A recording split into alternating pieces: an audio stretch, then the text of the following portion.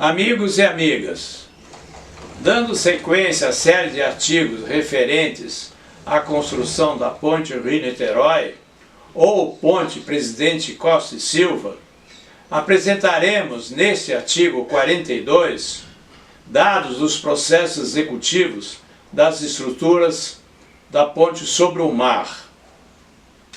Os dados dessa série de relatórios foram extraídos do livro editado pelo DNR por ocasião da comemoração do 10º aniversário de operação da ponte em março de 1984 e do conhecimento e lembrança desse que vos apresenta.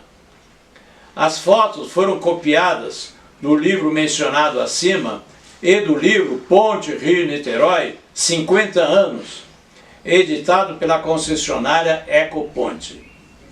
A série de artigos sequentes tem um significado especial para esse que vos apresenta. Fui o superintendente de construção pelo CCGL, consórcio responsável pela construção das obras civis da Ponte Rio-Niterói. Tive a responsabilidade de gerenciar as atividades de construção das obras sobre o mar, incluindo as fundações, até os pilares de assentamento da superestrutura. A construção da superestrutura foi de responsabilidade de outra superintendência, mas nós vamos comentar sua execução nos artigos subsequentes. Vamos escrever e comentar os processos executivos utilizados para a construção de toda a estrutura da ponte sobre o mar. Como essa série de artigos é destinado à leitura de pessoas de grau técnico e não técnico, não vamos nos aprofundar em detalhes técnicos, para que todos possam entender e absorver esse conhecimento. A tecnologia utilizada foi, na época, o que havia de mais avançado na engenharia de construção de pontes sobre o mar. Daí o valor dessa descrição. O processo executivo de execução das fundações, pilares e superestrutura continua o mesmo, com variantes executivas naturais, da evolução tecnológica e do custo. A construção da superestrutura evoluiu para a alternativa de pontes estaiadas, que atualmente é a mais utilizada. Dadas as características do local onde a ponte será construída, a alternativa a ser usada é sempre aquela que resultará em menores custos. A construção de pontes sobre o mar ou rios de grande extensão tem uma tecnologia executiva diferente daquela usada na travessia de mar ou rios de menor extensão, ou ainda em ambiente urbano ou em costa montanhosa. O projetista de pontes precisa enxergar, dadas as características do local a construir, dados de topografia, sondagens, vazão de rios ou movimentação das marés, qual a melhor solução técnica a utilizar e a de menor custo. O projetista tem que ter um bom conhecimento de custo das diversas tecnologias executivas. Vamos nos deter inicialmente na descrição da construção da ponte sobre o mar, das instalações de canteiro utilizadas. Antes de descrever as instalações de canteiro, achamos conveniente explicar as condições em que o consórcio construtor CCGL iniciou suas atividades. Histórico de construção da ponte. Em 23 de agosto de 1968, o DNR lançou a concorrência para a construção das estruturas de concreto da Ponte Rio-Niterói. Em 4 de dezembro de 1968, o DNR firmou o contrato de construção com o consórcio construtor Rio-Niterói, CCRN. Em 26 de janeiro de 1971, o DNR rescindiu o contrato com o CCRN devido ao atraso do cumprimento do cronograma de construção. Em 15 de fevereiro de 1971, o DNR firmou um novo contrato de construção para complementar a construção da ponte com o consórcio construtor Guanabara, CCGL. Foi fixado um prazo de 20 meses para o término de construção da ponte. O consórcio CCGL era composto pelas construtoras Construções e Comércio Camargo Corrêa, Sociedade Anônima, Construtora Mendes Júnior, Sociedade Anônima, Construtora Rabelo, Sociedade Anônima, Sociedade Brasileira de Engenharia e Comércio, Sobrenco, Sociedade Anônima. As obras dos acessos Rio e Niterói ficaram sob a responsabilidade da construtora Rabelo, e as obras sobre o mar ficaram sob a responsabilidade do consórcio da Camargo Corrêa. A parte administrativa ficou a cargo da Mendes Júnior e a parte técnica ficou a cargo da Sobrenco e construtora Rabelo. Canteiro de obras implantado pelo CCRN. O CCRN implantou seu canteiro na Ilha do Fundão, anexa à Ilha da Cidade Universitária, na extremidade da ilha, em frente ao estaleiro da Iscavagima.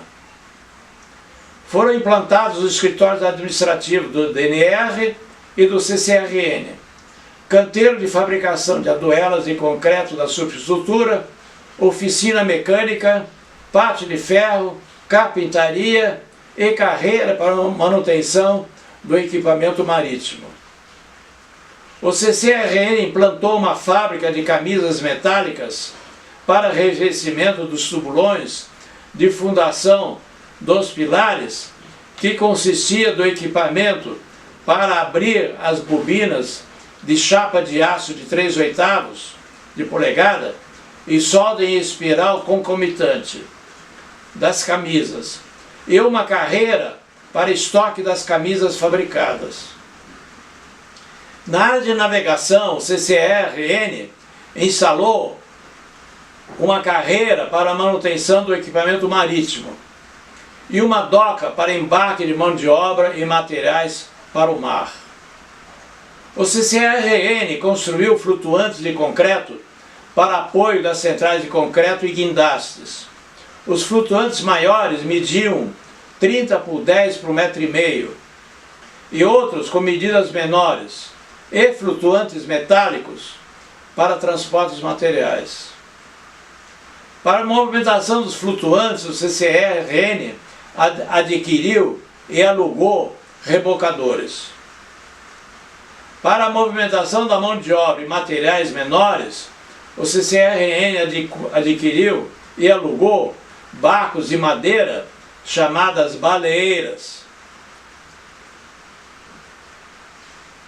e lanchas também de madeira para a movimentação de engenheiros encarregados. O CCRN planejou a execução dos tubulões de apoio dos pilares com tecnologia de perfuração mecanizada. O CCRN mobilizou o equipamento correspondente. A capacidade do equipamento de perfuração adquirido foi insuficiente para atingir as cotas de fundação de projeto. Para a construção da superestrutura, o CCRN adotou o processo construtivo com aduelas pré-moldadas de concreto da Campenon Bernard, francesa, e mobilizou o equipamento necessário para a sua execução. Canteiro de obras implantado pelo CCGL. O CCGL reprojetou o canteiro em função do seu cronograma executivo. Os escritórios administrativos continuaram os mesmos, sendo que o escritório do DNR passou a ser ocupado pela empresa de engenharia e construção de obras especiais Sociedade Anônima, ESSEX, empresa de fiscalização subordinada para o DNR. Foram feitas modificações na linha de fabricação de arduelas com aquecimento de formas para acelerar e cura do concreto. Foram mantidas as duas linhas de fabricação, depósito e embarque de arduelas, apenas aumentada a sua capacidade de produção.